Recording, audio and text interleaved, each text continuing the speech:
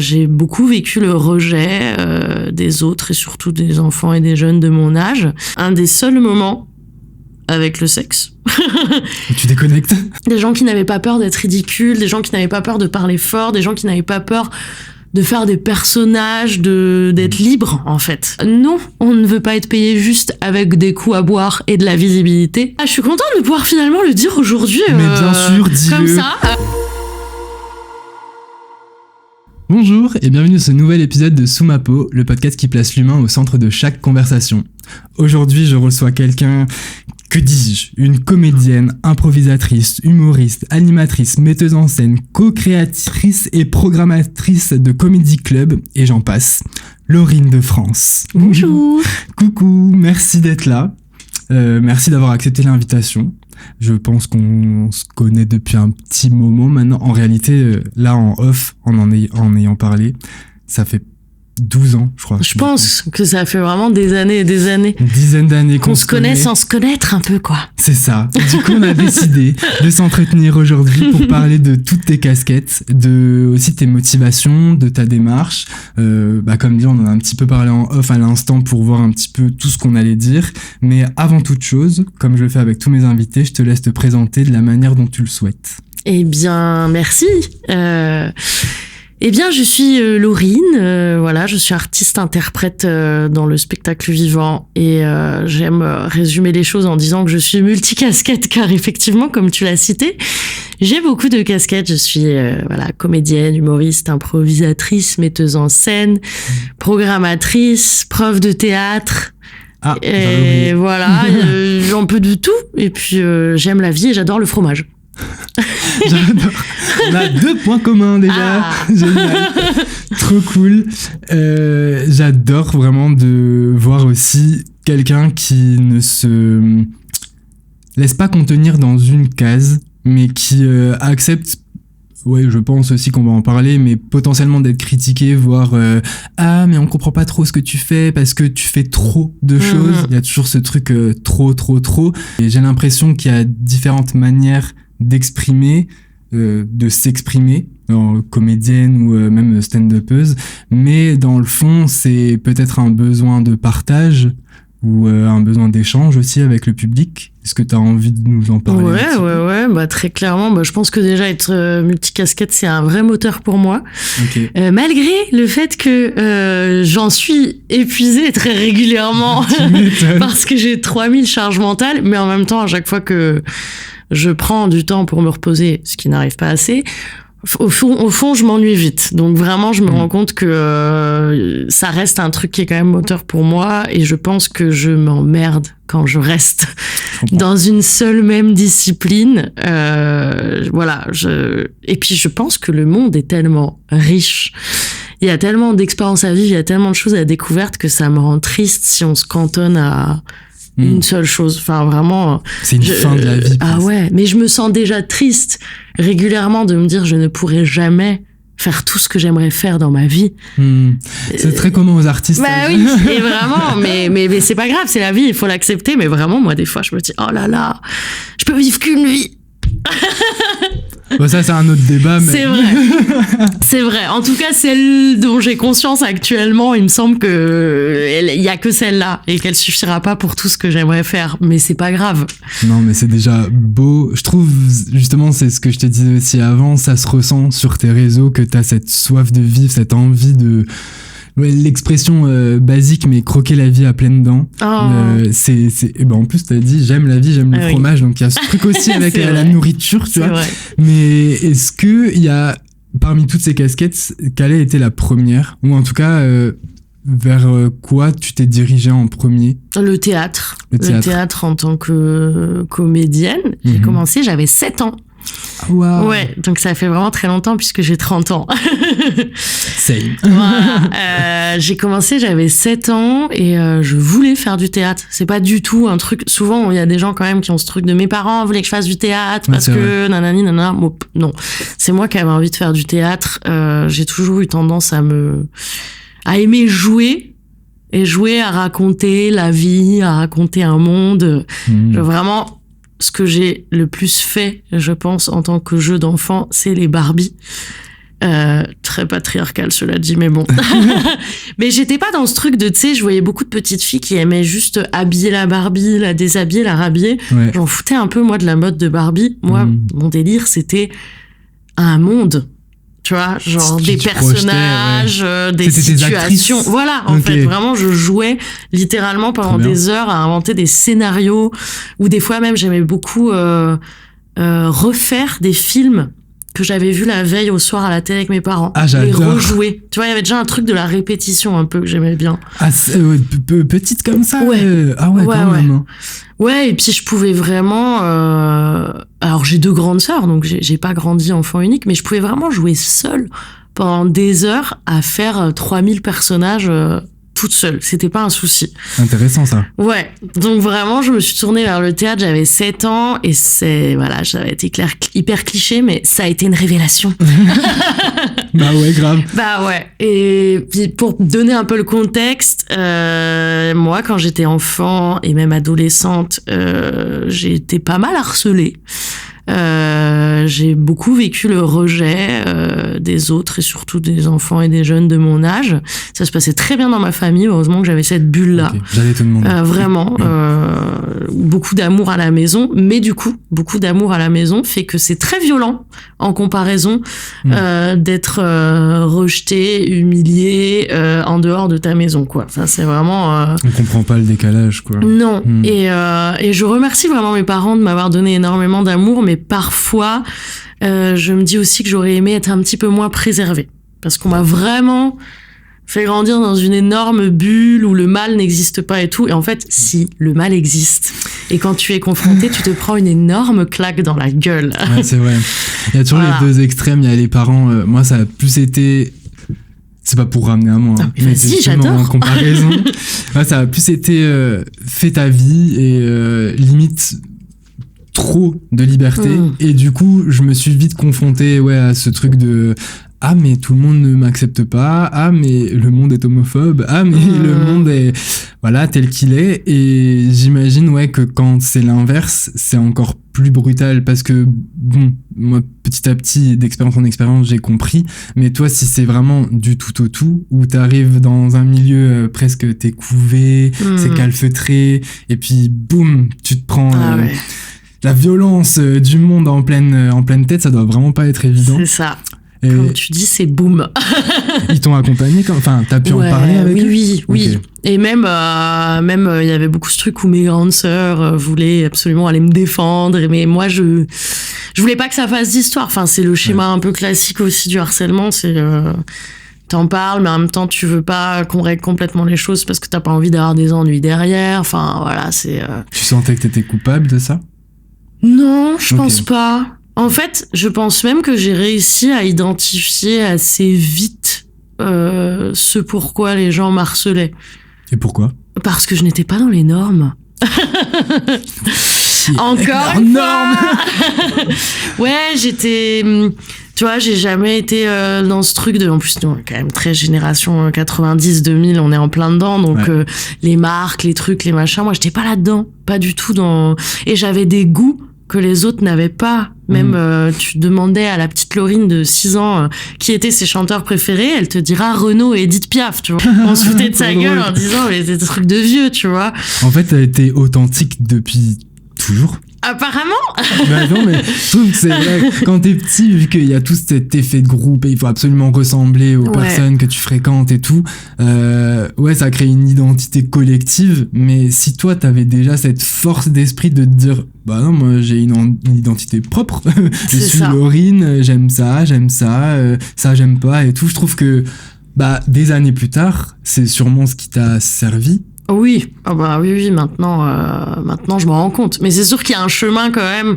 Alors oui, j'arrivais à identifier, tu vois, que les gens me rejetaient parce que j'étais pas dans les normes. Ça me fait trop mal au cœur, tu vois. J'en suis revenue. Parce que j'étais pas dans les normes, parce que je pense que j'avais un imaginaire très développé et décomplexé Et donc voilà, peut-être que j'étais too much, je pense. Souvent, aux yeux des gens, même encore aujourd'hui dans la vie. Too much, je pense qu'il y a beaucoup de gens qui se disent ça de moi. J'arrivais à l'identifier, mais ça restait une souffrance. J'arrivais pas non plus à me dire c'est une force, nanani, nanana.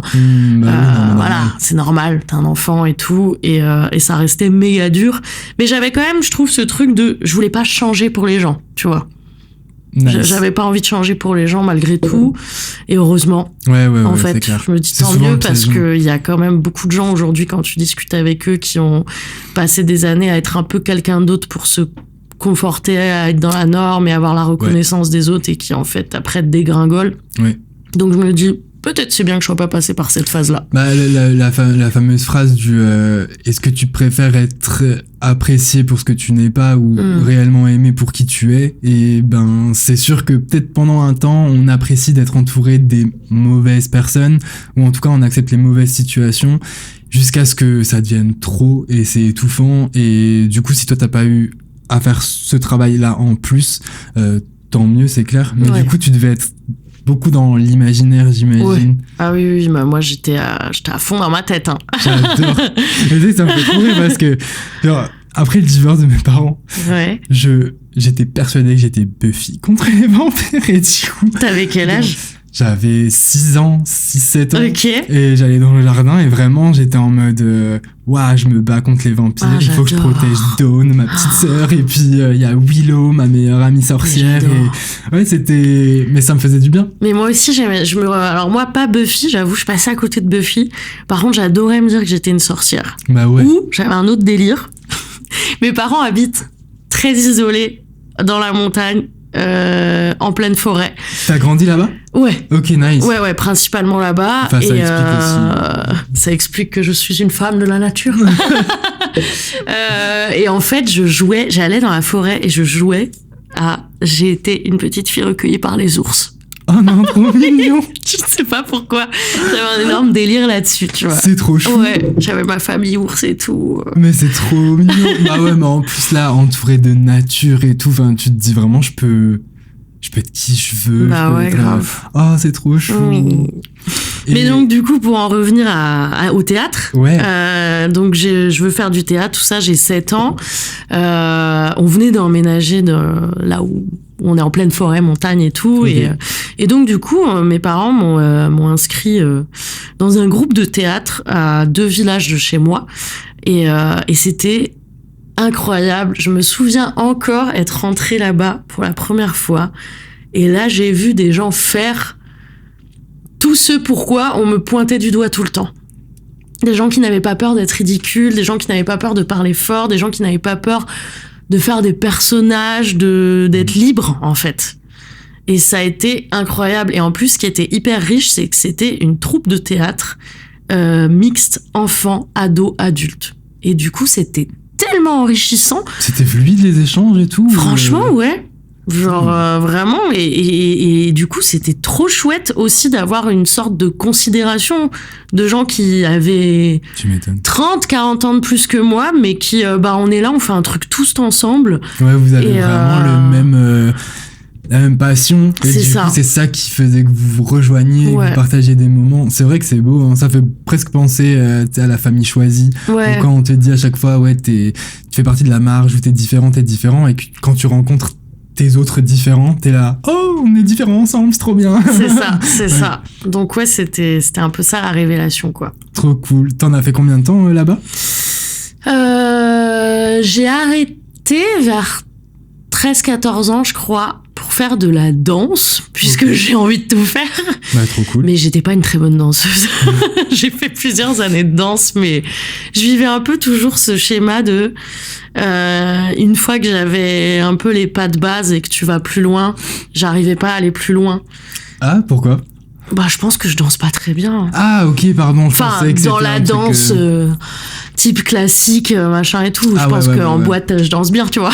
Mais puis c'est une discipline très, très difficile, j'ai l'impression. Et c'était pas non plus évident, parce qu'en fait, la danse reste quand même un milieu très compétitif.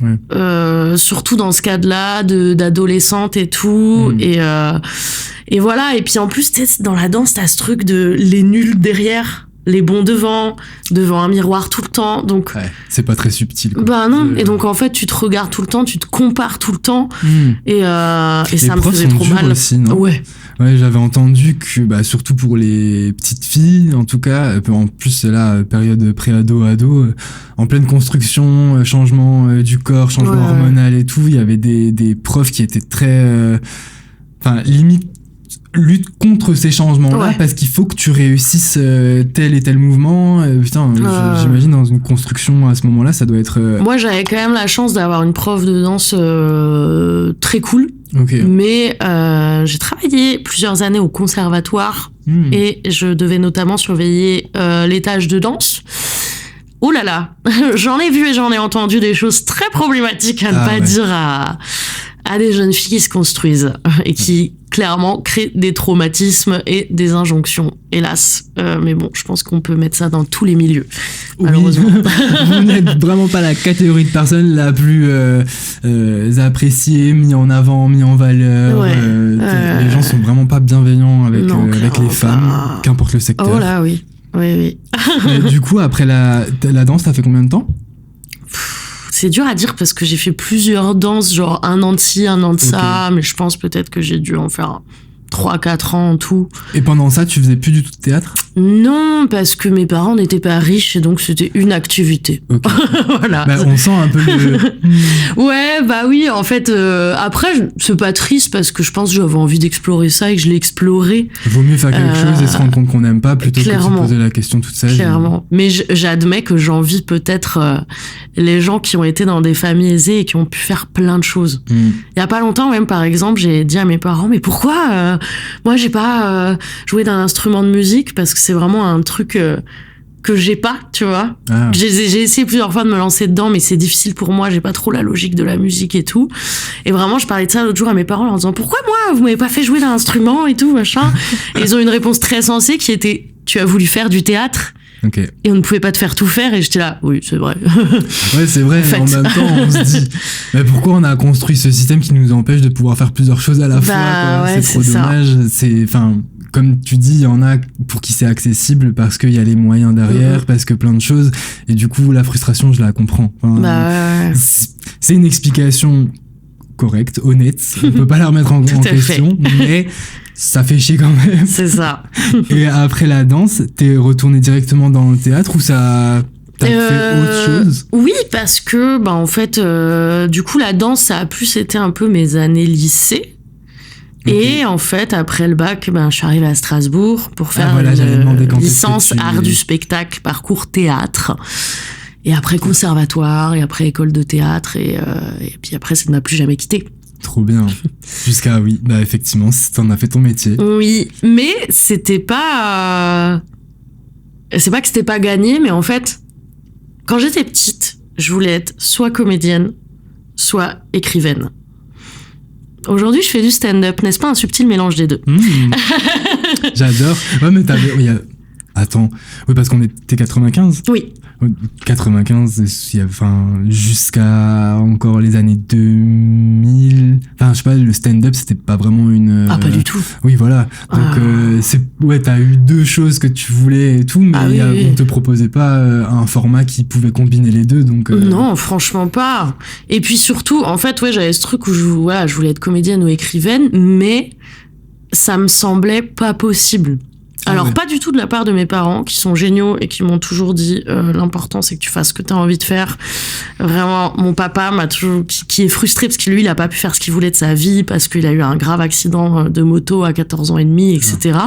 Mais il m'a toujours dit, je m'en fous que tu gagnes de l'argent jusque le matin, quand tu te réveilles, t'as envie de le faire. Oh, j'ai frisson. Oui. Et vraiment... Bravo, papa. Oui, et je remercie vraiment mes parents qui me soutiennent à mort, qui viennent beaucoup me voir jouer et tout. Mais c'était pas du tout un frein de eux, mais je pense que c'est plus moi qui me suis raconté... Alors, aujourd'hui, je vais le dire avec des mots d'adulte, mais clairement, enfant, je disais pas ça, mais je pense que il y avait un truc où je me disais, ok, en fait, je suis de la classe populaire, je ne viens pas d'une famille riche, les exemples de ce qu'on voit à la télé, etc., c'est des stars. Ouais. Et donc, t'as un peu ce truc de, moi, en fait, d'où je viens, qui je suis, j'aurais pas ces accès-là. Manque de représentation. Ouais. Et du coup, ouais, il y avait un peu un truc de, c'est trop un rêve, mais je crois pas que ce sera possible pour moi. Et en fait, quand je suis arrivée à Strasbourg, pourquoi j'ai fait une licence d'art du spectacle théâtre? Parce que je me disais, ok, je vais essayer d'être journaliste. Ce que je pourrais en fait absolument pas faire puisque la censure des médias m'insupporte. As-tu envie d'être dirigée par Bolloré? Non. Et surtout, en fait, plus que journaliste, ce que j'avais envie de faire, c'est chroniqueuse. Donc, tu vois, il y a toujours un truc de... Finalement, c'est pas si loin du stand-up. Que tu... Bon, on y reviendra, mais tu fais un... Je fais des chroniques, oui, tout à fait, pour France 3 Alsace, exactement. Donc voilà, je voulais être chroniqueuse. T'avais quand même, tu vois, ce chemin de... Je veux raconter la vie et me raconter d'une certaine manière. J'adore. Voilà. J'adore comme quand on regarde si on était enfant, on a plein d'indications sur qui on doit devenir adulte. Exactement. C'est trop chou. Donc je m'étais dit, ok, tu vas faire ça et tout. Et en fait, je m'étais renseignée. J'avais vu que pour faire une école de journalisme, il fallait au moins une licence. Okay. Et donc je regardais un peu les licences qui pouvaient m'intéresser. Et il faut savoir que moi, tout ce qui m'intéresse sont des choses qui ne rapportent pas d'argent. Same. Vraiment, pendant le confinement, quand on savait pas ce qu'on allait devenir, nous, artistes... Oui, on était au second plan. Nous ne sommes pas essentiels. Voilà, non, du tout. La culture n'est pas essentielle. Exactement. Et comme on savait pas trop ce qui allait devenir, je me souviens de vraiment un jour où j'étais pas bien, dans plein questionnement et tout, et où mon mec me disait, mais ok, si demain tu peux plus faire son métier, tu ferais quoi?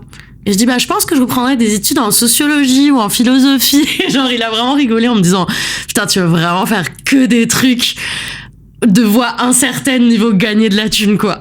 Bah ouais, mais qui sont pourtant tellement essentiels, et nécessaires et pertinents. Enfin, je comprends parfaitement. Bah ouais, c'est ça.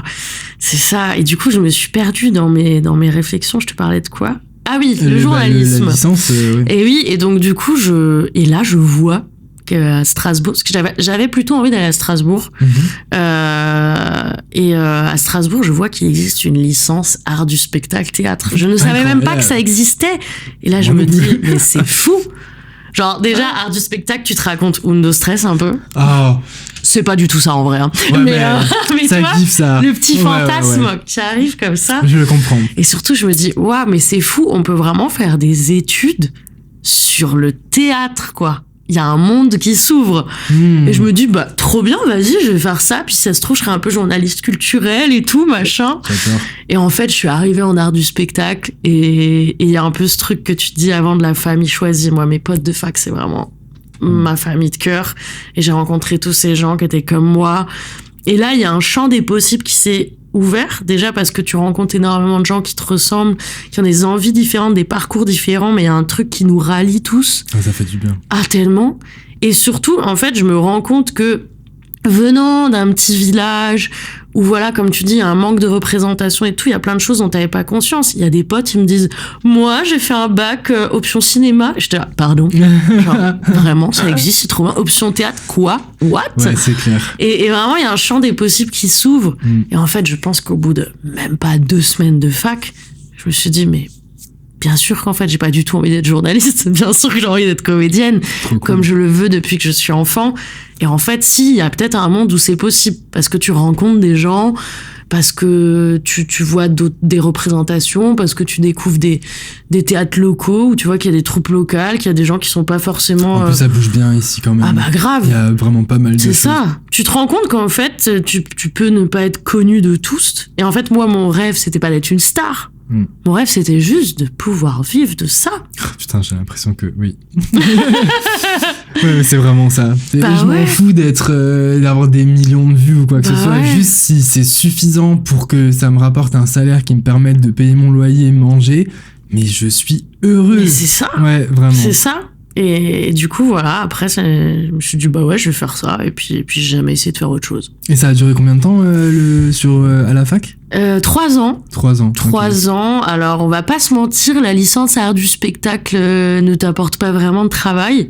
Par contre, je regrette absolument pas de l'avoir faite parce que déjà, j'ai rencontré ma famille de cœur. Parce que ça m'a aussi... Que tu suis encore aujourd'hui? Ah oui, non, oui, vraiment. Je vous embrasse, la tripotée. Trop chou. Et puis, en fait, il y a aussi, je me suis fait un réseau énorme de rencontres, de gens. Et honnêtement, j'ai beaucoup aimé l'approche théorique et le regard analytique que ça développe. Très riche. Et même l'approche théorique, voilà, de découvrir c'était quoi le naturalisme dans le théâtre. Enfin, il y a plein de gens pour qui c'est chiant. Moi, j'ai trouvé ça super intéressant. Bah, ça t'apporte encore plus de bagages et j'imagine que du coup en passant de la petite fille à la femme, à la petite fille qui pensait que c'était pas possible, à la femme qui est dans ces études-là, peut-être aussi dans ce système-là, ça crée une légitimité où tu te dis si je fais mes études là-dedans, c'est que c'est concret, ça va mener quelque part, quand bien même c'est juste après le diplôme ou pas, tout ce que tu vas emmagasiner pendant ces 3 ans, ça va te servir, c'est sûr et certain, ça te construit. D'une manière ou d'une autre. C'est ça te construit. On avait eu une grosse discussion comme ça une fois avec mon chéri qui travaille d'ailleurs pour l'université et où on parlait de la fac et de tout ce que ça a créé en nous, toute cette période-là, et on disait que l'université, c'est un vrai vecteur de construction, quoi. Enfin, les études, et surtout, c'est une voie d'émancipation tellement riche, quoi. J'allais dire. C'est cette période où, voilà, tu quittes ton nid, t'essaies d'apprendre à te connaître, à te construire, tu rencontres des gens qui te ressemblent ou pas, et t'as un nouveau champ des possibles qui s'offre à toi. Et ton identité est déjà plus aboutie. Enfin, tu sais pas encore exactement qui tu es, mais c'est vrai qu'après collège, lycée, où il y a encore tout ce truc de effet de groupe et tout, là, tu fais le choix d'aller dans une certaine discipline, et donc forcément, les gens qui vont être là à tes côtés, ils ont le même centre d'intérêt ou en tout cas les mêmes envies, et c'est sûr que ça crée pas les mêmes connexions qu'avant, non, ça c'est clair. Non, c'est trop chouette. Ton chéri, tu l'as rencontré à la fac aussi, du coup? Pas du tout. Okay. Je l'ai rencontré à la Lolita, qui est une association de théâtre d'improvisation à Strasbourg, qui est un peu la mère de l'impro à Strasbourg, comme on aime le dire. Nice. Et donc, du coup, voilà, je l'ai rencontré dans cette association d'impro dont il est actuellement le président. Oh, trop bien. Bah, si tu veux, on peut mettre aussi en description, enfin, même pour tes amis de longue date, s'ils ont une actu ou s'ils ont un groupe ou quoi, on peut tout mettre. Allez. On fait de la pub ici. J'adore. J'avais noté, parce que t'en as parlé aussi quand t'étais petite, et savoir si cette envie, elle a changé, évolué, si elle s'est modifiée au cours du temps, mais j'ai lu dans un article sur toi, que tu avais une envie profonde d'interpréter des personnages et questionner des sujets qui te tiennent à cœur. Oui. Est-ce que la Barbie, quand t'avais 5 ans, et ce que tu fais aujourd'hui à 30, c'est un peu relié à ça? En relié, je suis pas sûre, parce que je me suis quand même vachement déconstruit depuis mes 5 ans. Non, mais et donc je pense que je me raconte pas les mêmes histoires. Bien sûr. Mais oui, relié, bien sûr, ouais. Je pense que oui, il y a... Enfin, moi, en tout cas, j'aime monter sur scène ou même organiser des spectacles parce que, déjà, avant toute chose, il y a l'envie de rassembler, que j'aime beaucoup. Et que j'ai même en dehors de mon métier. C'est-à-dire que dans ma fameuse bande d'amis, ils m'ont toujours dit que j'étais le ciment de leur amitié parce que j'ai toujours été celle qui... Ce compliment. Allez, on fait une soirée, allez, on se voit, on machin. Et même aujourd'hui, on est que dans des villes différentes. Et il y a vraiment ce truc que eux ils me disent tu sais quand est-ce qu'on se voit le plus, Lolo? Quand tu débarques. T'arrives, tu rassembles tout le monde, tu vois. T'es la daronne. Ouais, grave, je suis à fond la daronne de beaucoup de gens. C'est pas trop lourd à porter, ça va? Non, ça va. Je crois que j'aime bien. Faut que je fasse gaffe parce que des fois c'est peut-être lourd pour les autres. Tu vois, je suis cette personne qui, on est dehors, te dit t'as pas d'écharpe? Tu vois. Mais c'est trop mignon, tu prends soin. Oui, j'aime bien. C'est chou. J'aime bien. Peut-être aussi, là, on part dans de la psychologie, et je le redis, je suis pas psychologue, mais venant d'un foyer très protecteur, peut-être qu'à ton tour, t'as envie de protéger les autres. Bah ouais. Et puis, je pense surtout que j'ai tellement souffert des autres que je suis très attentive à ce que les gens ne souffrent pas. C'est une belle qualité. Oui, parfois trop, parce que des fois, c'est à mon détriment. Je sais que voilà, Tu donnerais ton écharpe? Non, c'est plus sur le plan psychologique. Mon chéri, par exemple, il m'a un peu aidé à faire plus attention à ça, mais je pense que j'ai été tellement l'oreille de beaucoup de gens et j'ai beaucoup porté les gens qui ont besoin de fardeau, les gens qui ont besoin de vider leur sac, de machin, Laurine, la confidente, qu'à un moment donné, je me suis un peu noyée là-dedans parce que je suis très empathique, je suis une éponge. Et des fois, je pouvais être profondément atteinte par des récits qui sont pas les miens, ce que je trouve merveilleux d'avoir une sensibilité et d'être ouvert aux autres. Et on en manque aujourd'hui. Mais parfois, il faut faire attention.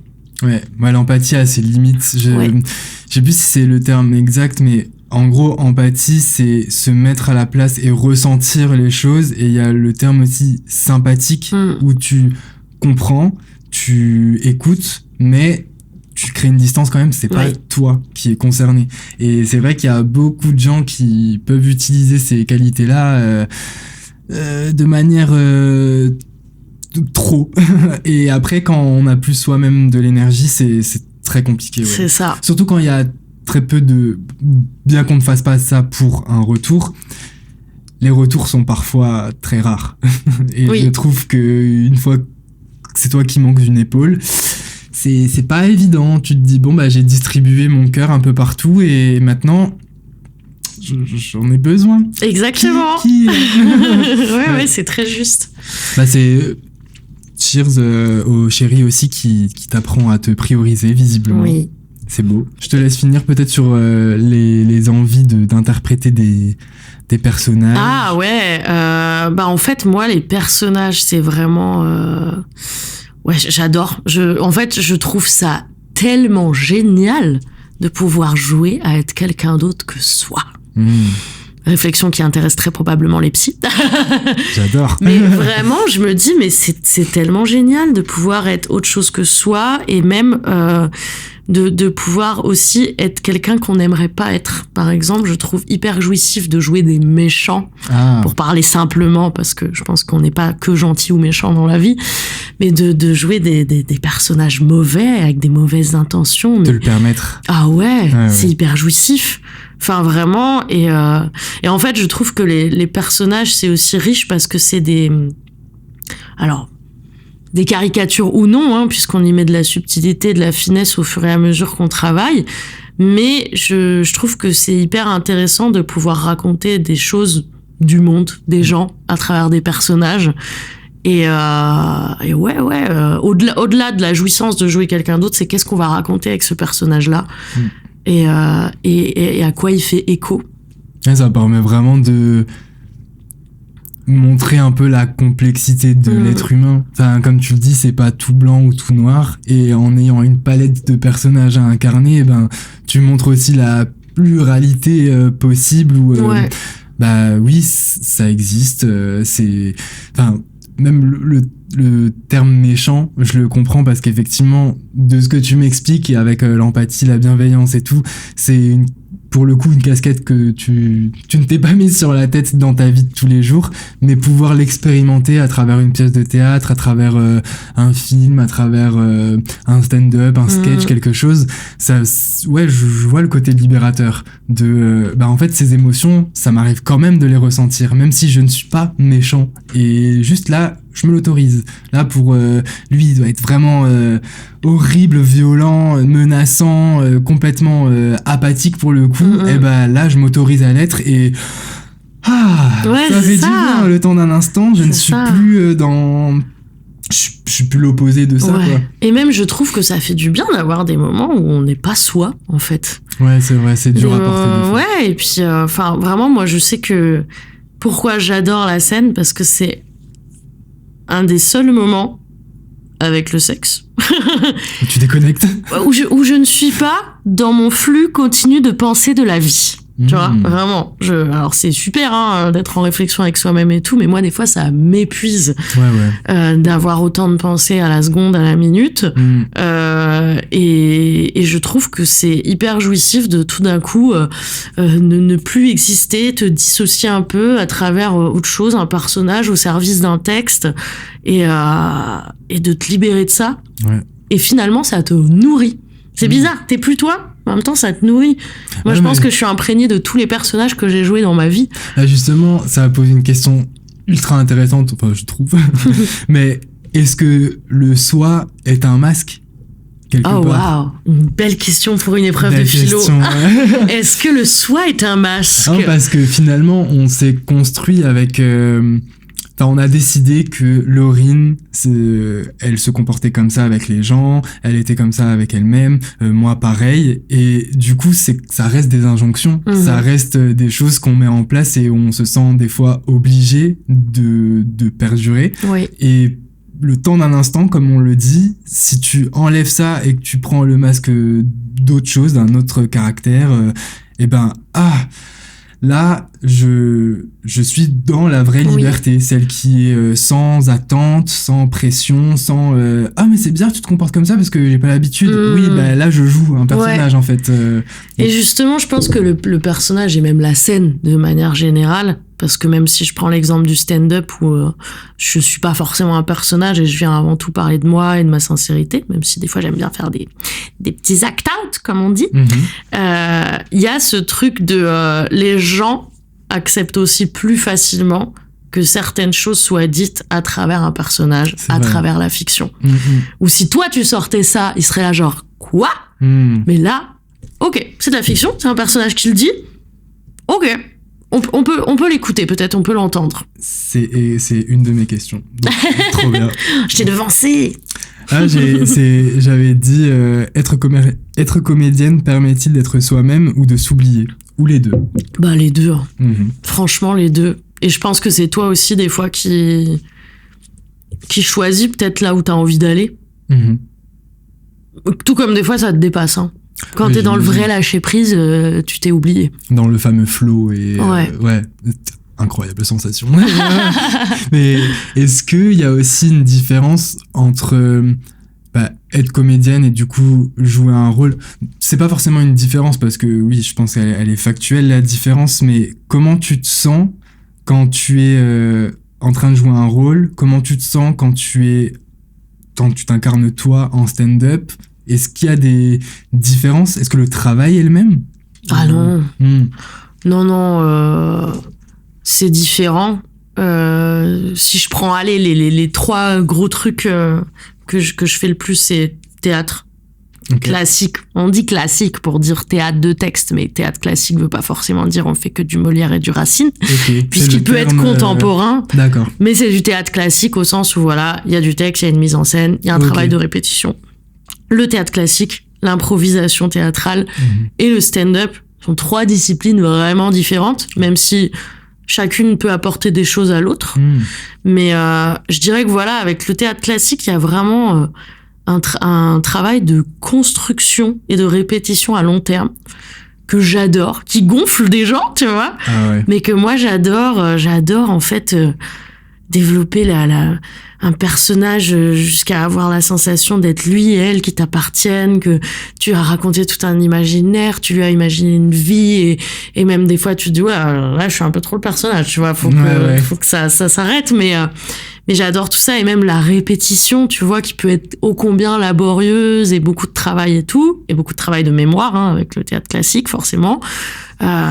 C'est hyper enrichissant de se dire ok, on va enfoncer le clou, on va aller au bout du fil, au bout du bout. On est toujours quand même pris par des deadlines et des questions de budget, etc., qui font qu'on peut pas toujours aller au bout du bout. Mais malgré tout, voilà, on va prendre un temps considérable pour essayer d'aller au plus loin de ce qu'on peut imaginer, de l'approche qu'on a envie de donner. Enfin, je trouve ce travail-là, il est trop précieux et trop riche. Je sais pas que toi, combien de temps tu peux passer sur un tableau, par exemple? Ah bah si on parle du flow, vraiment c'est ça aussi qui est pas évident parce que souvent c'est un des paramètres à prendre en compte pour poser un prix sur ce que tu fais. Et des fois quand je me dis ah mais cette toile j'ai passé combien de temps, c'est impossible de m'en souvenir parce que je sais à quel moment j'ai commencé, je sais à quel moment j'ai fini, mais tout ce qui s'est passé entre, c'est très flou, c'est...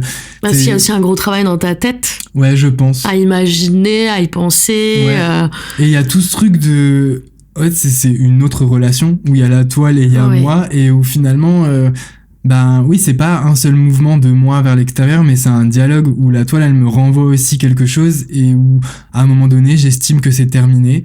Mais du coup, le nombre d'heures que j'ai passé dessus à me dire, ah bah là, il faut un coup de craie, là, il faut un coup de pinceau, là, il faut, je m'en rends pas compte. Bah ouais. Parce que c'est très particulier, mais c'est une émotion incroyable. Franchement, méditation plus. Et quand tu sors de cet état, t'es, oh, waouh, je suis vidé. Ouais.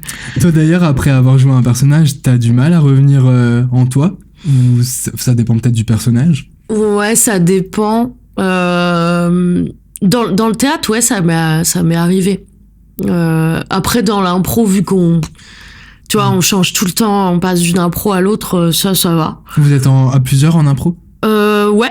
Oh. Sauf quand c'est des solos, tu vois, mais souvent on est plusieurs, ouais. Sacré exercice, ça, quand même. Ouais, grave. Oh, wow. Et là, tu vois, c'est complètement autre chose. Là où, genre, au théâtre, tu passes vraiment des mois, voire parfois des années à construire un truc, bah là, ça n'a rien à voir, c'est vraiment de l'instantané.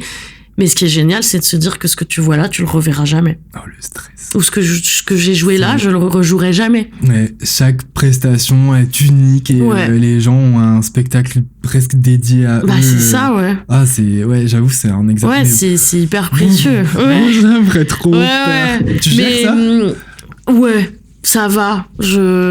Après, ça fait quand même 10 ans que j'en fais, tu vois. Donc, maintenant, je l'aborde. Alors, moi, je pense que jamais tu peux dire que t'as zéro stress. Ouais. Et c'est même bien, parce que les gens qui sont trop détendus, parfois, t'es là, ah merde, là, j'étais trop détendu, peut-être, tu vois, il me manquait un peu d'énergie, de tension. Moi, je trouve que quand tu stresses, ou en tout cas, tout c'est avant un projet, avant de monter sur scène, avant une expo, par exemple, c'est que tu y tiens. Ça, c'est important. Exactement. Pour toi. Donc, je trouve que c'est quand même, faut le dépasser, mais c'est pas contre-indicatif, c'est bon signe, je trouve. Donc, tant mieux si tu ressens encore cette petite adrénaline. Mais impro, je sais tellement que je vais m'amuser, je sais tellement que je vais être dans le lâcher prise et tout, que non, je me réjouis, tu vois. Donc ouais, là, c'est un autre travail. C'est vraiment du lâcher prise, l'impro, même s'il y a quand même des codes auxquels tu te rattaches pour pas faire n'importe quoi. Et puis surtout, ces codes-là, ils ont été créés pour qu'on puisse parler le même langage entre improvisatrices. Ok. Moi, je viens, donc, comme je l'ai dit, de la Lolita, initialement, où on fait surtout du match d'improvisation. Et donc, quand on fait du match, une équipe rencontre une équipe. Ok. Et il y a un arbitre qui va dire, OK, vous allez faire une impro qui va durer 5 minutes. Le titre de l'impro, ce sera ça. Quand même. Et il peut mettre ou pas une catégorie, par exemple, et ce sera une comédie musicale. Et là, on a 20 secondes de ce qu'on appelle le caucus. Donc, il y a un moment où on va se dire, OK, globalement, c'est comment on commence ou quel est mon personnage, puisque tu n'as pas le temps de prévoir des masses. Ah ouais. Et de toute façon, ça sert à rien de prévoir, puisque le principe du match, c'est que c'est une rencontre. Ça veut dire que je vais rencontrer quelqu'un qui, dans sa tête, n'aura pas prévu de faire la même chose que moi. Moi, je fais mon caucus avec mon équipe. Lui, il fait son caucus avec son équipe. Et ensuite, on va jouer ensemble. Donc, peut-être que moi, je me suis dit, je vais être au Moyen-Âge. Et lui, il s'est dit, je suis en 2040.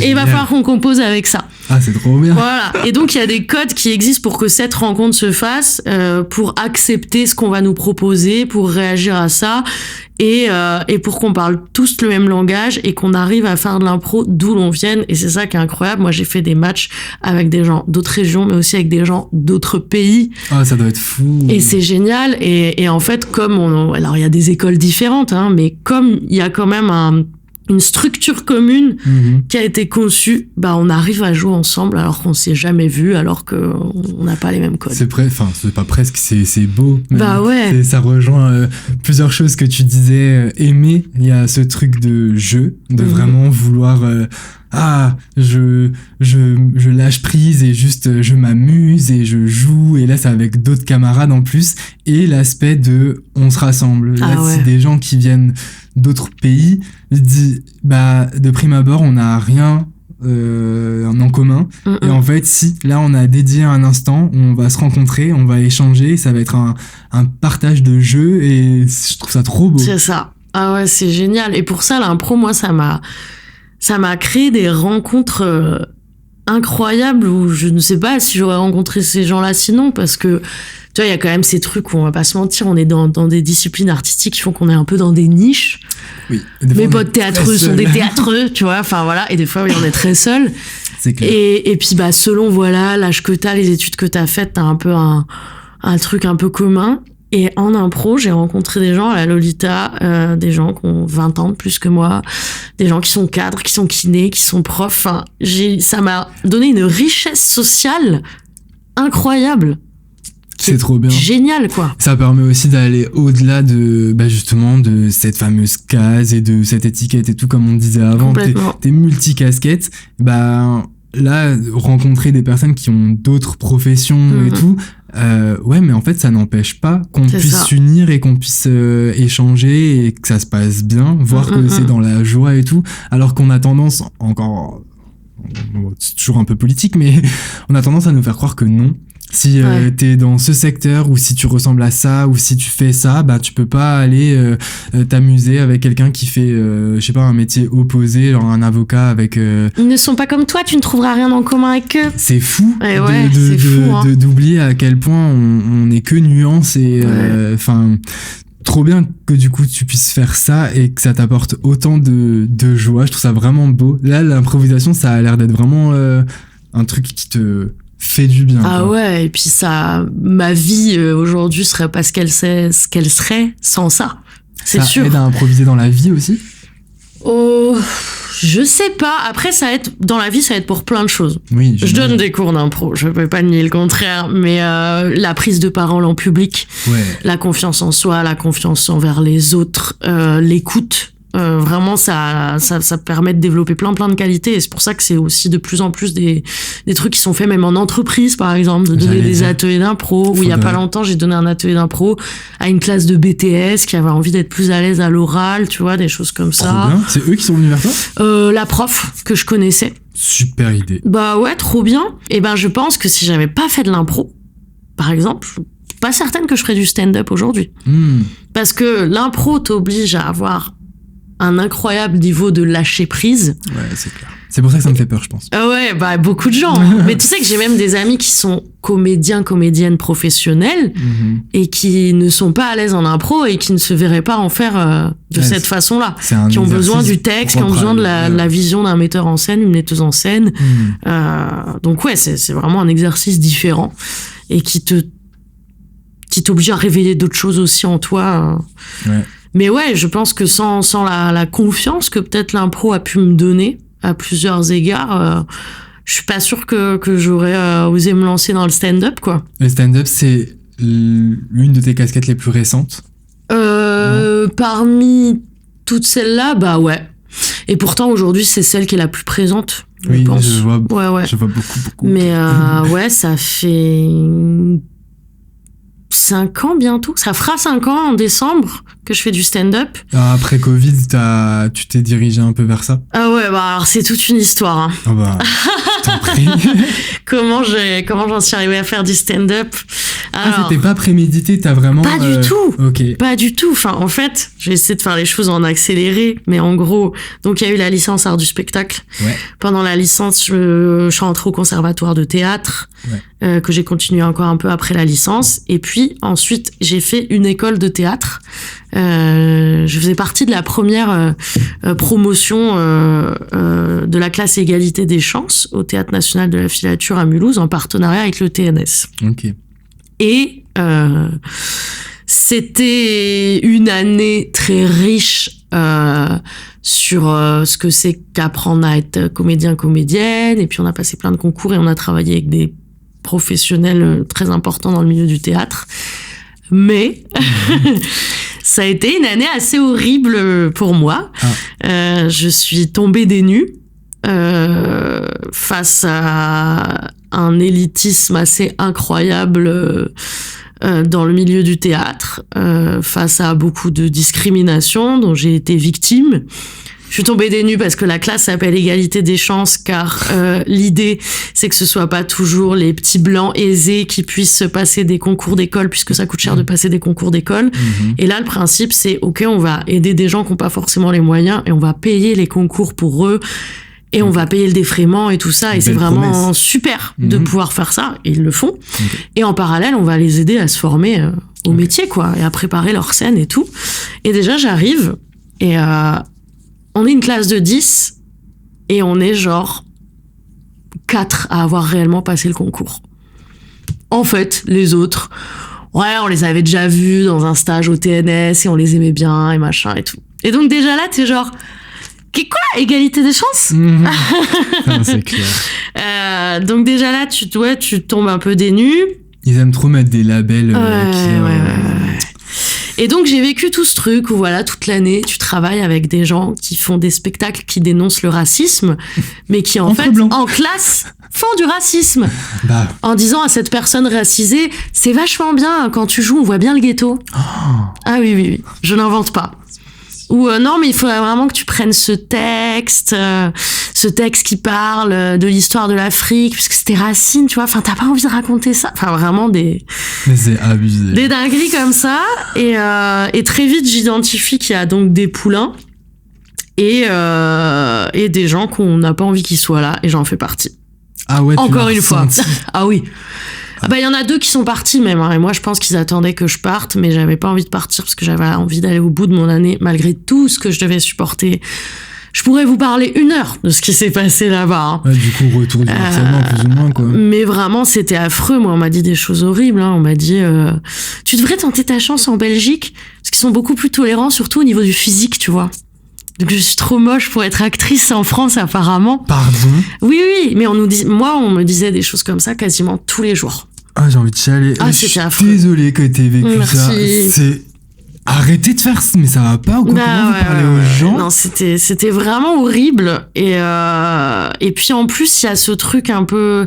Tu vois, j'étais plus jeune quand même. Hein, et ce truc où, voilà, tu vois plein de choses dingues. Je me laissais pas faire, mais... j'osais pas non plus dénoncer, puisqu'on travaillait avec des gens des théâtres nationaux, et que tu te dis, si je vais dénoncer, je vais me fermer des portes. Mais c'est pour ça que ça perdure. Oui, c'est un schéma classique partout. Ils savent très bien. Et donc, du coup, voilà, je suis contente de pouvoir finalement le dire aujourd'hui. Mais bien sûr, dis-le. Comme ça, voilà. Surtout qu'il y a des gens qui m'ont écrit entre-temps pour me dire, j'ai fait cette école, moi aussi, et apparemment, t'en as chié, et moi j'en chie, viens, on en parle. Ah, putain. Donc je sais pas où ça en est aujourd'hui, mais je sais que plusieurs promos après moi, ça a continué. Mais donc du coup, je vis tout ce truc horrible. Et en plus, c'est une année très particulière. C'est une année où voilà, ma bande de potes dont je parlais avant, tout le monde part un peu de Strasbourg. Donc je me retrouve très seule. Et en parallèle, je suis dans une relation qui est en train de se terminer et où clairement la personne est toxique envers moi. Et donc, du coup, voilà, je me bouffe tout ça. La fin d'un cycle. Et je perds toute confiance en moi. Et surtout, ce que j'ai dû vivre cette année-là, c'est casser une sorte de fantasme et d'idéalisation du théâtre que je pensais avoir envie de faire. Et des gens avec qui je pensais avoir envie de travailler, qu'en fait, j'ai pas du tout envie de travailler avec eux, qu'en fait, on n'a pas du tout la même notion, pas du tout la même vision. Et même de se rendre compte aussi dans quoi t'es bon et t'es moins bon. Moi, je voulais faire un théâtre très contemporain, très politique, et parce que je suis très politisée, très dénonciateur, très pas drôle. Okay. Et en fait, c'est pas forcément ce dans quoi je suis la plus douée. Après, peut-être qu'avec un climat plus safe et d'autres directions, oui. Mais honnêtement, je pense, oui, que c'est pas ce dans quoi je suis la plus douée. Et à l'inverse, par contre, je pense que je m'en sors pas trop mal du côté de la comédie. Comédie qui est, dans l'élitisme du théâtre, pas toujours très bien jugée. Ah ouais? Ah mais même plein de choses. Par exemple, dans cette école, on me disait tout le temps, oulala, t'as fait du théâtre amateur, ou tu fais du théâtre d'impro. Tu sais, il vaut mieux ne pas avoir fait ça. Hein. Vraiment, ce truc de, j'ai découvert une vision de, il y a un théâtre insupportable, très précis, qui vaut le coup d'être reconnu, et d'autres qui sont vraiment de la merde. En fait, ça m'énerve parce que ça me fait penser aux personnes que j'ai pu rencontrer aussi dans le milieu artistique, où t'as fait telle expo, tu fais tel genre d'art, t'as fait un salon des créatrices, mais Est-ce que C'est vous terrible, pouvez hein. arrêter de constamment juger le parcours de tout le monde et juste C'est venir, ça. on parle de ce pourquoi on est là, alors, on Mais fait oui. une pièce, on fait une expo, on fait arrêter les jugements de Ah valeurs ouais. comme ça, c'est insupportable. Et ce qui est fou en plus, c'est que je trouve qu'il y a beaucoup d'artistes qui, voilà, à travers leur création, combattent, tu sais, le mépris de classe, la discrimination, et en fait en font eux-mêmes Oui, oui. à l'intérieur de leur discipline. Est-ce que tu penses qu'ils s'en rendent compte? Ou est-ce que c'est vraiment ce truc, moi, je fais mieux que les autres, mais du coup, inconsciemment, reproduisent les mêmes schémas? Je Je pense que la plupart s'en rendent pas compte. Mais c'est quand même fou. Ne le voient pas de cette façon-là, en tout cas. Là, les exemples racistes et sexistes que t'as nommés, c'est C'est dingue, terrible. quoi. Hein. Ouais. Donc ouais, il y avait un peu de tout ça. Et ouais, la question de la comédie, à l'époque où je vivais mon école, j'étais depuis plusieurs années, je travaillais avec une metteur en scène que j'adore, qui s'appelle Joël Angéli, qui a été un peu... presque un mentor pour moi, même si j'aime pas trop les trucs d'idolâtrer des gens, mais qui va Mais vraiment merci d'avoir rattrapé le truc quand même, visiblement. Ouais, m'a donné des ailes de fou et m'a permis de faire plein de choses. Je la remercie vraiment, elle m'a apporté beaucoup de travail dans ma vie. Et en fait, je me souviens voilà, on est toutes les deux en terrasse, je suis là, je suis en train de chialer, à lui expliquer tout ce que je vis et tout. Et elle m'a dit, mais tu sais, Laurine, il faut être son amie. Et cette phrase résonne encore souvent en ma tête, et elle parlait de ça parce que je lui disais que je parlais de cette désillusion de le théâtre que je pensais avoir envie de faire, il est peut-être pas le mien. Et elle me dit, mais moi, je te dirige depuis des années, tu es génial dans la comédie, pourquoi tu n'y vas pas? Sois ton ami. Et j'ai rechialé. Et en fait, c'est vrai que je trouve que des fois, il faut être capable de faire le deuil d'un soi qu'on a peut-être fantasmé, d'un truc qu'on a idéalisé et qui, parfois, ce qu'on pensait vouloir faire, c'est peut-être pas quelque chose qui nous ressemble, c'est peut-être pas quelque chose... Enfin voilà, j'ai un peu dû vivre tout ça. Mais bref, du coup, l'école se termine, je suis au 36e dessous psychologiquement, j'ai C'était plus un an, confiance ça en moi, ouais. J'ai plus confiance en moi, mes amis sont loin, j'ai vécu une rupture difficile qui a aussi ruiné ma confiance en moi. Enfin, vraiment, je vais pas bien. Et je me retrouve dans ce truc de, mais qu'est-ce que je vais faire? Alors, il n'y a pas du tout la question de plus faire de la scène, ça c'est toujours là, mais par contre, je vais en faire comment? Je vais faire quoi? Puisque ce théâtre que je pensais être le théâtre qui m'intéressait, non. Du coup, je vais faire quoi? Et je suis un peu dans ce truc-là de je sais pas trop.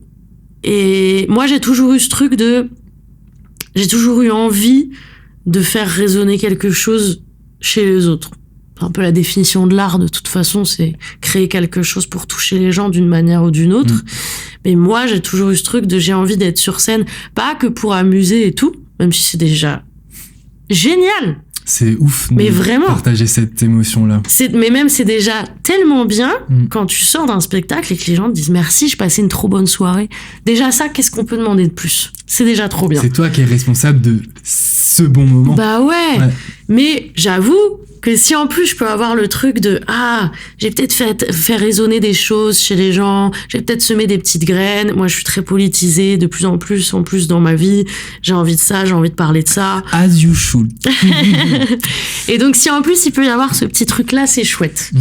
Et donc, je suis là avec tout ça dans ma tête et ma meilleure amie, Lisa, vient me rendre visite.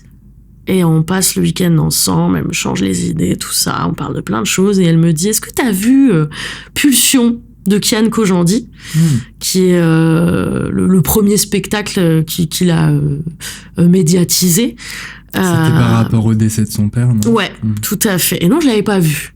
Et en fait, le stand-up, à ce moment-là, c'est quoi? Ce que je te raconte là, c'est il y a presque 7 ans, bientôt. Le stand-up commençait, mais surtout plus à Paris ou dans d'autres pays, tu vois, à se redévelopper d'une autre manière par rapport à ce qu'on connaît des vieux sketchs à l'ancienne. Ça a été très mal vu quand ça arrivait en plus. Complètement. Et ça l'est encore, hein. Oui, c'est franchement. Et donc, tu vois, j'étais un peu le truc je vois un peu comment le stand-up a l'air de se développer, mais de loin. Et on est plus sur des idées de, vieux sketch époque de nos parents et tout. Et elle me dit, viens, on rentre à la maison, parce qu'on était en ville. Et en ville. Et elle me dit, viens, on le regarde. Et là, on le regarde. Et elle là, avait vu, elle ? Ouais. Ok. Elle voulait me le montrer. Ok, il y avait ce truc de... Et là, je me prends une claque de oh waouh. Dedans, il y a tout ce que j'ai envie de mettre, du drôle, du rire, de la sincérité, mais aussi des choses profondément touchantes. Moi, j'ai pleuré devant ce spectacle. Oui. Et il y a des choses qui sont politiques. Et tu vois, vraiment, t'as genre waouh. En fait, le stand-up, ça peut ne pas être que de la blague. Ça peut être ce moyen que je cherchais de pouvoir toucher les gens, d'aller raconter des choses, d'être dans mon intimité aussi, de la donner aux gens. Enfin, je me prends un peu un truc à la gueule de, bah, ça peut être un outil incroyable. Ouais. Et voilà, les semaines passent, tout ça résonne un peu en moi. La petite graine est plantée. Ouais, et en fait, je commence à lui en parler à elle et à d'autres potes et à dire, je crois que j'aimerais bien essayer de faire du stand-up. Et quand je dis ça à mes amis, tout le monde me fait, bah oui. Mais genre, vraiment, tu sais, l'évidence, tu vois, genre. J'allais dire bah, la évidemment. réaction de Lisa qui devait être en mode, bon, à un moment, ça va pop. Et genre, oui, c'est bien, c'est pour ça que... Mais oui, mais vraiment, les gens étaient là. Oui, c'est évident, Laurine. Enfin, je veux dire, depuis toujours, tout le monde t'écoute raconter des histoires en soirée. T'es drôle. Enfin, et en même temps, t'adores parler. Enfin, oui, bien sûr que tu vas faire du stand-up. Comme si eux le savaient avant moi. Ah, ça peut arriver. Ouais, peut-être, si t'es tu entouré vois. des bonnes personnes qui t'aiment, ça peut arriver. Bah ouais, et du coup, je me dis, allez, trop bien, je vais essayer. Et après, le Covid arrive.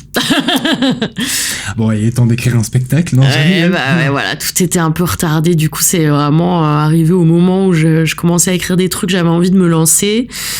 Et confinement et tout. Et du coup, pendant le confinement, j'ai essayé de faire des petites chroniques que j'ai postées sur Insta pour un peu tester des choses. Ouais, autant Voilà. s'essayer à l'exercice, quoi. Dans la petite communauté de proches que ça touche, j'ai des bons retours. Ça me conforte dans l'idée que ouais, je peux tester. Et puis une fois qu'on est déconfiné, que la vie peut enfin reprendre, je teste. Et en fait, j'ai jamais arrêté. Ouais. Et après, je me suis mise à en organiser. Voilà, le Gaulerie Comedy Club est né. Et aujourd'hui, ouais, c'est ce qui prend le plus de place dans ma vie, ouais. Le Gaulerie Comedy Club qui, du coup, est au Salon d'Hélène, ou c'est pas forcément... À plusieurs endroits. À plusieurs endroits. Ouais. Okay. Alors, à Strasbourg, donc, il n'existe pas normalement, un comedy club, c'est vraiment un endroit, un lieu. Ouais, à Paris, ils en ont pléthore. On ne fait que ça, ouais. voilà. Il y en a à Paris, il y en a à Lyon, il y en a à Nantes. À Strasbourg, on n'a pas encore ça. Ouais, dommage. Et d'ailleurs, c'était un peu une envie qu'on avait avec mon compagnon d'en ouvrir un, sauf que, on n'a pas d'argent. Vraiment, on n'a absolument pas d'apport suffisant. Et puis clairement, au moment où on se pose la question, on fait un peu une petite étude de marché et tout, et on se dit pas sûr que là, au balbutiement, il y ait déjà l'engouement. Et on se dit, faisons les choses étape par étape, et on va créer... Donc pour raccourcir, on dit un comedy club, mais normalement, on est censé dire un plateau. Ah bon? De stand-up, quoi, un plateau de comedy club, voilà. Okay. Mais on va créer ça, on va en organiser, et puis peut-être qu'en plus, si ça marche, à un moment donné, il y aura peut-être des gens derrière nous, si plus tard on a envie de développer autrement le projet. De toute façon, au début, il faut toujours que tu y crois, toi, à 100%, 2000 même %, parce que si tu ne fais pas, les choses ne se feront jamais, ouais, c'est clair. Et à ce moment-là, il y avait très peu de... Moi, quand j'ai commencé le stand-up à Strasbourg, vraiment, il y avait une soirée par mois, quoi. Et puis ça restait des trucs où souvent c'était des humoristes de Paris qui étaient invités. Il y avait pas encore trop un terrain d'humoristes strasbourgeois. Un petit peu, hein. Je vais pas faire comme si je sens qu'on peut m'attraper, hein. Je sais qu'il y a des gens qui sont là depuis plus longtemps, mais on va être d'accord sur le fait que c'était pas... En tout cas, vous n'étiez pas visible. Voilà, c'était pas très visible, c'était pas très existant, et puis c'était aussi un petit entre-soi. Ouais. Voilà, et il existait à ce moment-là encore 2 plateaux qui en organisaient. Et puis surtout, nous, ce qu'on avait envie de faire avec mon chéri, c'était ouvrir un open mic. En stand-up, il y a ce problème où beaucoup les plateaux, c'est du bouche à oreille. Et est-ce que t'as déjà fait du stand-up? Vas-y, montre-moi une vidéo, nanani, nanana. Il faut que t'aies déjà quelque chose à montrer pour qu'on te programme sur des plateaux. Ça marche beaucoup comme ça. Nous, on avait envie d'ouvrir un open mic, un espace où n'importe qui a envie de se lancer, de faire du stand-up, peut venir en faire. Et c'est ce qu'on fait au Savon d'Hélène depuis 4 ans. Je remercie les Savons d'Hélène. Voilà, on a commencé là-bas, on est toujours là. 2 dimanches par mois, on est là-bas pour un open mic qui s'appelle le Soap Comedy. Et à côté de ça, on a aussi et on a encore d'autres formats. Notamment en ce moment, ce qu'on a aussi, c'est le sujet gaulerie qu'on fait au Lab à la Petite France, la mer à boire, un mardi par mois. Et là, l'idée, c'est qu'on donne un thème, choisi souvent par les suggestions du public, et les humoristes viennent faire des blagues dessus. Ok. Voilà. Trop bien. Et c'est super parce que du coup, ça nous oblige, nous, humoristes, à se prêter à un exercice de... Je vais écrire sur un sujet qui est peut-être pas habituellement le mien. Ça va m'obliger à écrire du nouveau matériel. Et pour les gens, c'est aussi vachement bien parce que là, on est quand même de plus en plus d'humoristes strasbourgeois et strasbourgeoises. Et il y a plein de plateaux maintenant qui sont développés entre-temps. Et ce qui est génial en plus, c'est que ça marche pour tout le monde. On est trop heureux de ça avec les autres copaines organisatrices de stand-up à Strasbourg. C'est que là, on est arrivé à un stade où on peut être le même soir. Et c'est pas un problème, on a du monde les 2, les 3, les 4. Ça, c'est un message super important à diffuser, je trouve, parce que je fais le comparatif aussi avec la scène drague strasbourgeoise où il y a eu un petit temps où c'était compliqué, et puis petit à petit avec les house, je vais pas les reciter, vous irez voir parce que c'est pas le sujet, mais elles sont attelées à créer des espaces et à petit prendre de l'espace justement sur Strasbourg. Et aujourd'hui, on voit plusieurs house travailler, voit une pluralité de drague aussi. C'est bien de rappeler qu'il y a de la place pour tout le monde. Vraiment, il n'y a pas une compétition. À partir du moment où vous avez ce centre d'intérêt en commun, venez à plusieurs pour essayer de le faire perdurer et le rendre visible. C'est beau. Et on est riche de cette diversité-là. Et en plus, plus on sera, plus ce qu'on fait va être reconnu. Et plus on va aussi pouvoir donner du crédit à ça. Puisque c'est très compliqué dans le stand-up de se faire payer pour ça, de dire à des endroits non, on ne veut pas être payé juste avec des coups à boire et de la visibilité. Non, on va être payé pour de vrai, c'est un vrai métier. Voilà. Et donc plus on est aussi, plus ça donne du sérieux à ça, de la crédibilité et en fait c'est un vrai truc. Et on a envie d'entrer dans les portes des salles, des théâtres, d'être payé pour ça, d'être reconnu pour ça, d'avoir des droits pour ça. On est encore loin de pouvoir dire que tout ça est acquis. Mais ouais, il y a de la place pour tout le monde et il faut pas se sentir en compétition. Non, vraiment. Et peut-être qu'avec un changement de gouvernement, on aura plus de budget, plus de possibilités. Ah oui, toi, ça va, tu penses au bon changement. Moi, j'ai très peur du mauvais changement. J'ai très peur du mauvais changement aussi, mais je me dis, autant que j'essaye de manifester le bon. T'as raison. Manifesting. Parce que tu vois, ça va aussi avec cette confiance en soi et la valeur qu'on porte à ce qu'on fait. C'est très difficile de s'extraire de la politique actuelle et des fois, on a l'impression que, tu le disais avant, tout ce que j'aime, c'est pas forcément ce qui ramène de l'argent dans ce gouvernement-là, parce que ils ne veulent pas nous instruire, ils ne veulent pas nous éduquer, ils ne veulent pas que la culture circule, parce que ça crée des personnes qui réfléchissent.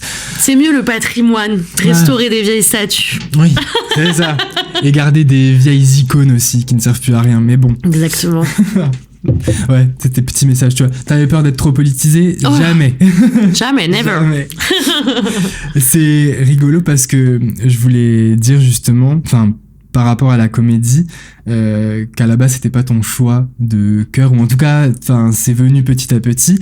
Et moi justement, je voulais te demander si c'est pas aussi le secteur qui permet de rendre visibles certains sujets, grâce au biais de l'humour justement, parce que oui, comme tu l'as dit, il y a plein de thématiques qui sont tabous ou censurées ou difficiles à partager avec un public, parce que selon le ton, selon le format, selon plein de choses, c'est tout de suite vu comme dramatique, catastrophique.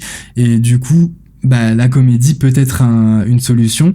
Notamment, j'ai vu, peut-être que c'est plus actuel, mais je pense que si, vu la personne que tu es, ça te tenait à cœur aussi de pas mal parler des menstruations, par exemple. Est-ce que la comédie a permis à ce que le message soit plus audible? Je pense que finalement, je fais beaucoup plus de choses politisées depuis que je fais du stand-up.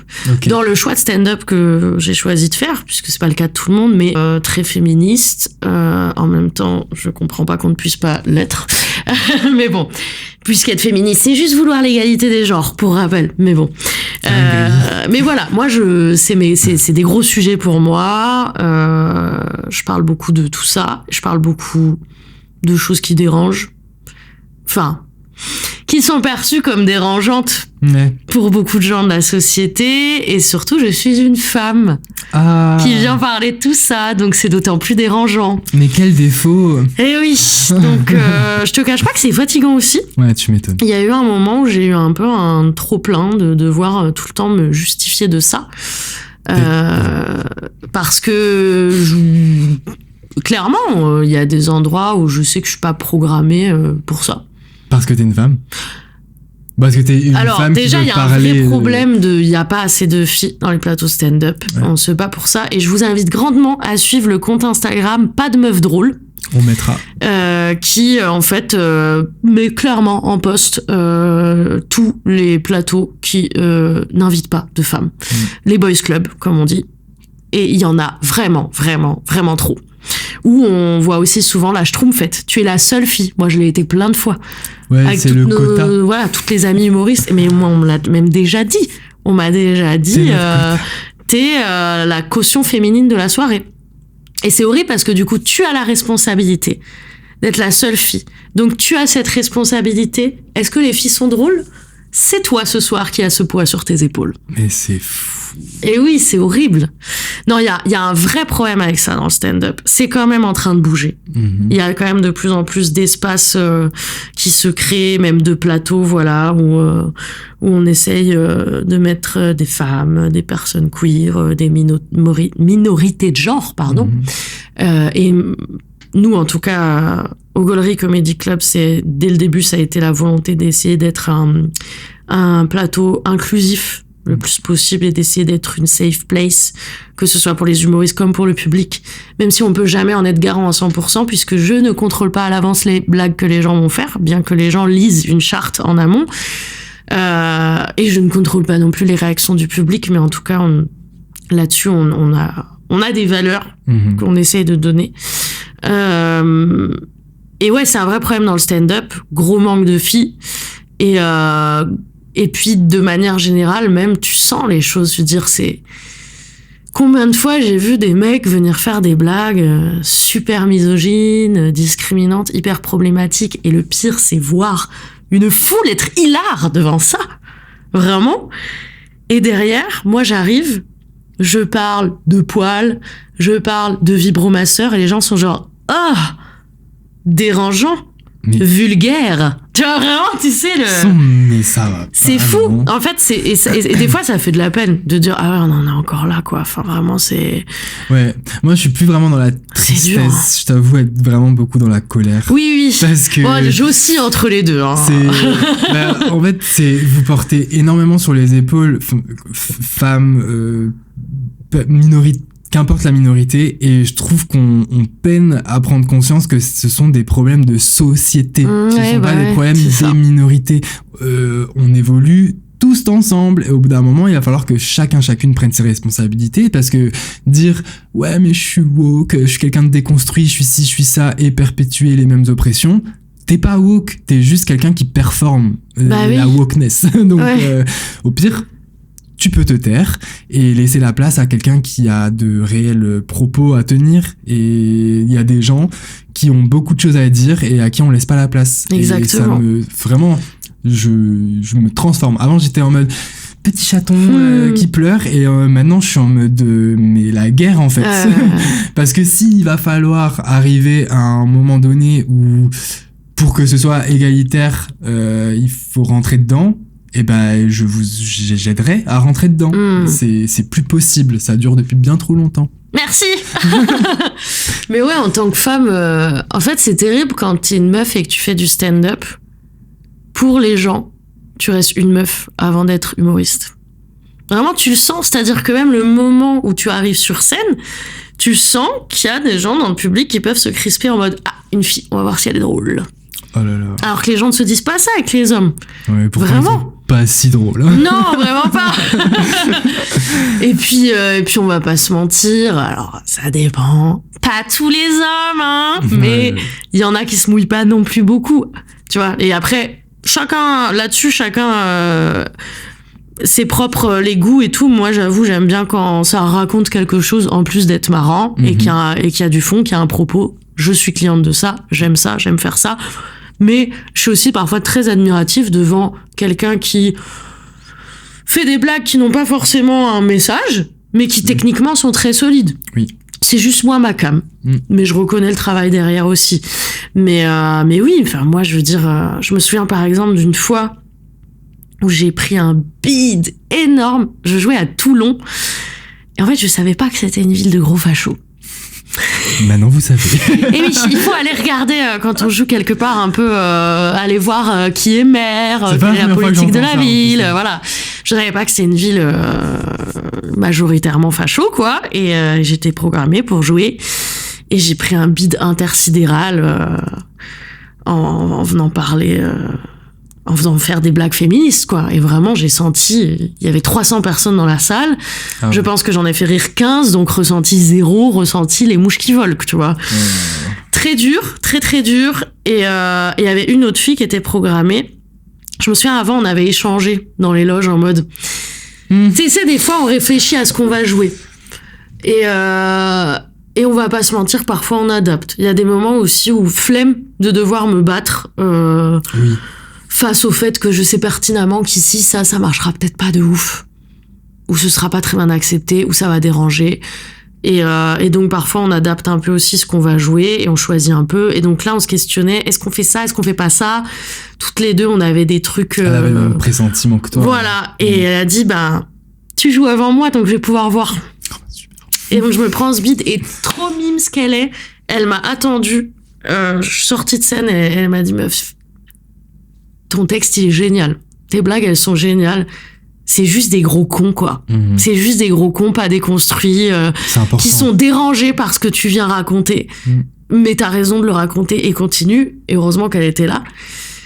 Et il y avait 3 hommes aussi qui jouaient ce soir-là. Et il y en a quand même un à la fin qui est venu me faire une leçon, évidemment. Puisque lui, il a bien fait rire tout le monde. Et qui est venu me dire, non, mais tu sais, après... ces histoires de règles, enfin, je veux dire, on peut pas s'identifier, quoi.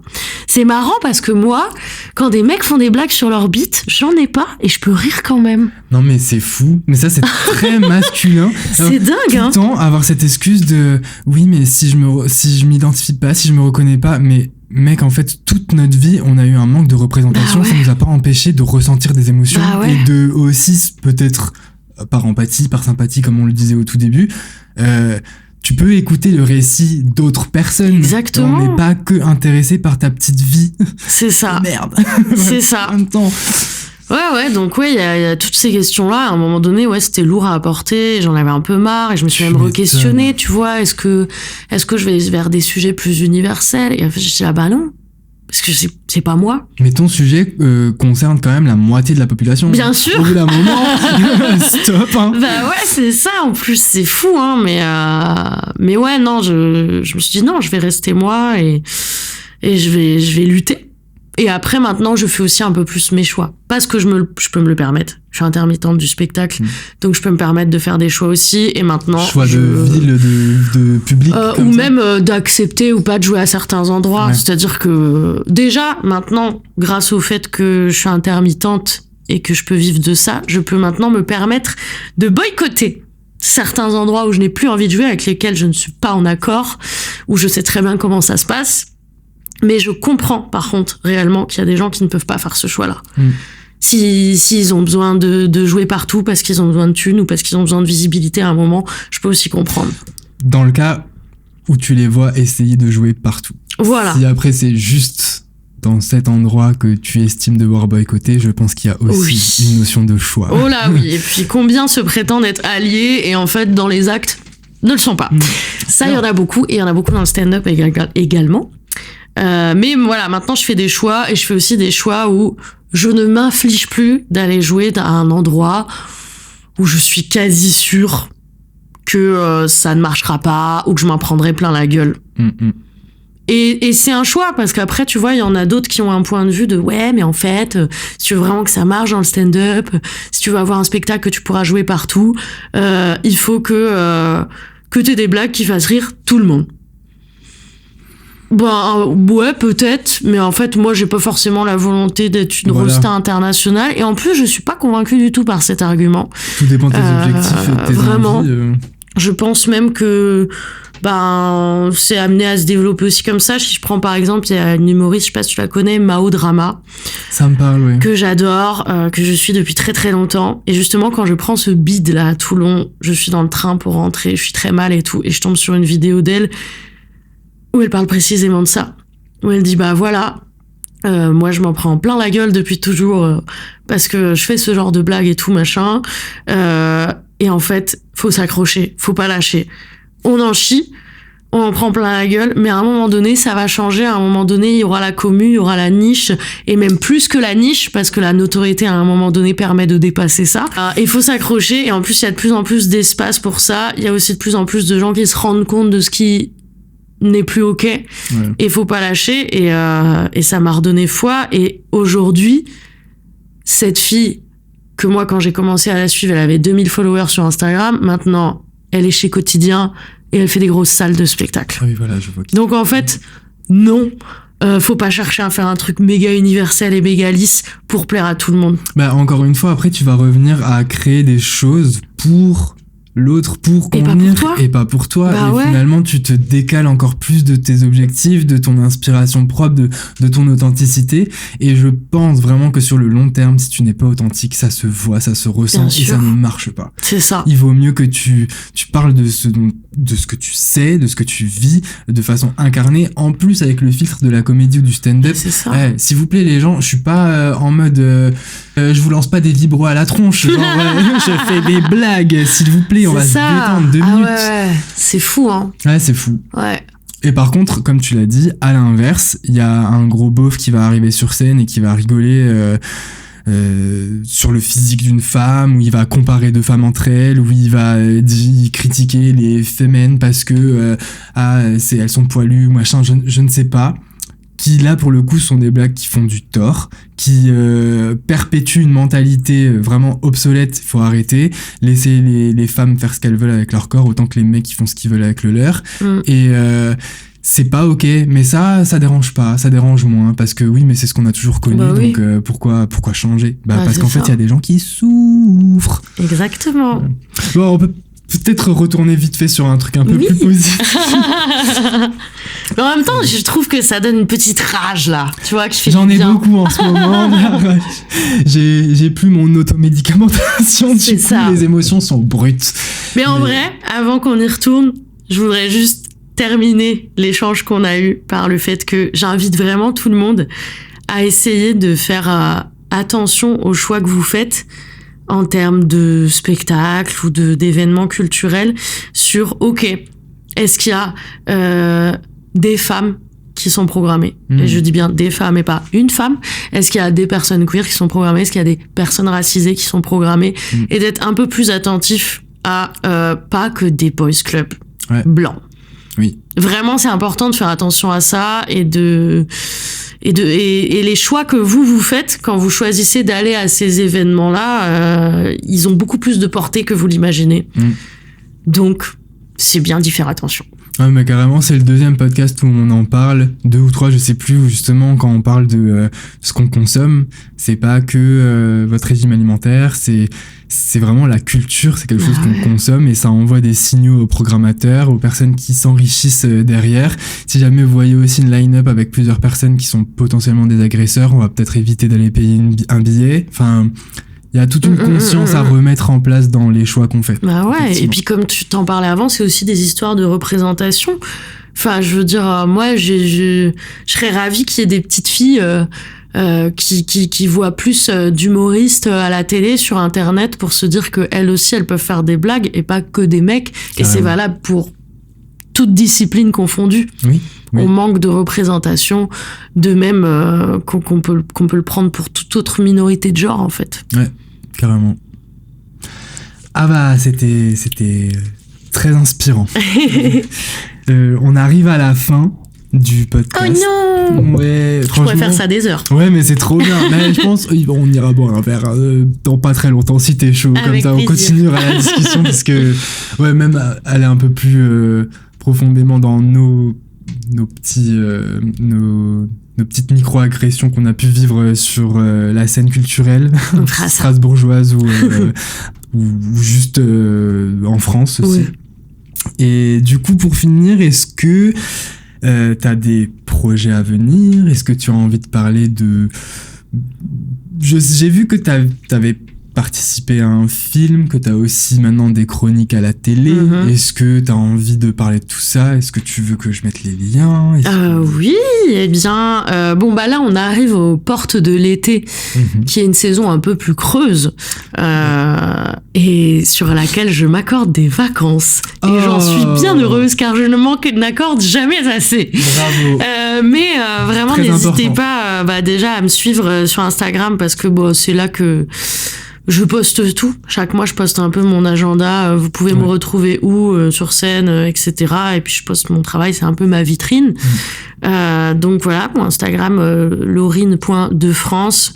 Je mets mes dates de stand-up, mes dates d'impro. Alors, normalement, à la rentrée, j'arrête de donner des cours, sauf peut-être pour libérer plus de temps pour mes projets. Mais voilà, quand il y a des choses auxquelles vous pouvez vous mixer, elles sont mises sur mon compte Instagram en général. Et puis n'hésitez pas aussi à vous abonner au compte du Gaulerie Comedy Club, Gaulerie avec un Y, et à venir voir nos plateaux de stand-up, nos petites blagues. Effectivement, je fais des chroniques sur une émission de France 3 Alsace qui s'appelle Bien et vous. Ah, bien et vous. La petite question, tu vois, de questions-réponses. Voilà, avec plein d'autres chroniques heureuses, très sympathiques. J'aime trop le format. Ouais, je sais pas, t'as l'air... ça a l'air d'être assez safe. Enfin,